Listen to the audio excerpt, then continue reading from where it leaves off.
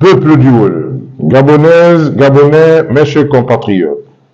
Aujourd'hui, une ombre épaisse et funeste s'est abattue non seulement sur notre cher département du Wolof, mais sur le Gabon tout entier. Les urnes ont parlé, c'est vrai, mais leur voix n'est qu'un écho déformé, la preuve bruyante d'une tragique mascarade. Ce à quoi nous assistons, hélas, n'est pas l'expression sacrée de la volonté populaire, mais une parodie d'élection qui irrémédiablement entachait l'image de notre pays, le Gabon, aux yeux du monde. Il y a des jours déjà, ma voix s'était élevée pour alerter l'opinion nationale et internationale sur la fraude électorale massive en gestation.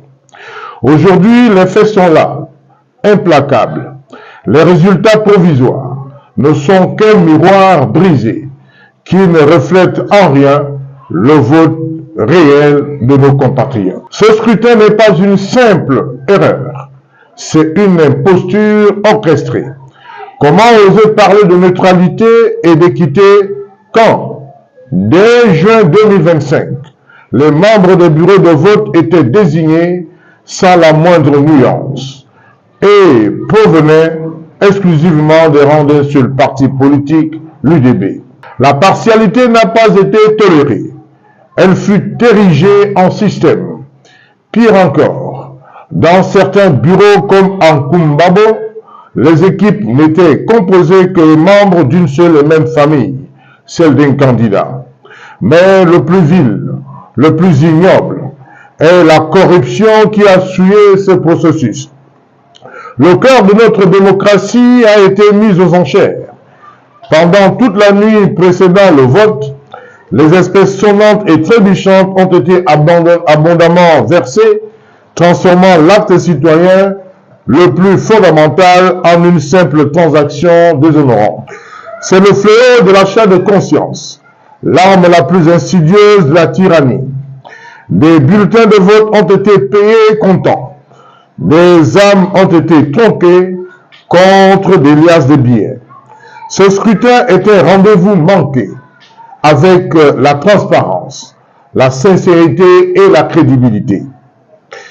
Les témoignages sont accablants et les preuves accablent les fraudeurs. Des présidents de bureaux influençaient ouvertement les électeurs. La dissimulation des bulletins au bureau de vote de Vomayop 1 et 2. L'autorisation de vote multiples, y compris au nom de personnes décédées à Koumassi et à Benelang. Le summum de cette forfaiture a été atteint en Vomayop 1, où un militant de l'UDB s'est arrogé le droit de voter à la place d'un électeur légitime. Ceci n'est pas un dysfonctionnement, c'est la confiscation organisée du vote. C'est l'usurpation brutale de la souveraineté citoyenne. C'est la triste réalité de ces élections. Nous qui pensions que le Gabon avait enfin amorcé un nouveau départ salvateur depuis le 30 août 2023, nous voyons malheureusement notre nation rechuter dans les pratiques délétères qui ont toujours miné sa démocratie. C'est un camouflet cinglant à la volonté populaire et une menace grave contre l'avenir et la stabilité de notre démocratie. En tant que candidat du Wolof, je condamne avec la plus grande fermeté cette mascarade électorale et exige que l'on tire les conséquences de cette forfaiture généralisée. J'en appelle solennellement à la violation immédiate et totale de l'élection sur toute l'étendue du territoire national. Ce qui s'est passé dans le Wolof n'est que le reflet d'un système de fraude pensé et exécuté à l'échelle nationale. Une élection bâtie sur le mensonge et l'achat des consciences ne peut avoir eu aucune légitimité. À la vigilance inébranlable du peuple gabonais, dépositaire de la souveraineté, à la responsabilité historique des autorités compétentes pour qu'elles garantissent l'état de droit et mettent fin à cette parodie, à l'attention immédiate de la communauté internationale, garant des principes démocratiques universels, afin qu'elle constate la gravité des atteintes à la démocratie. Justice doit être rendue.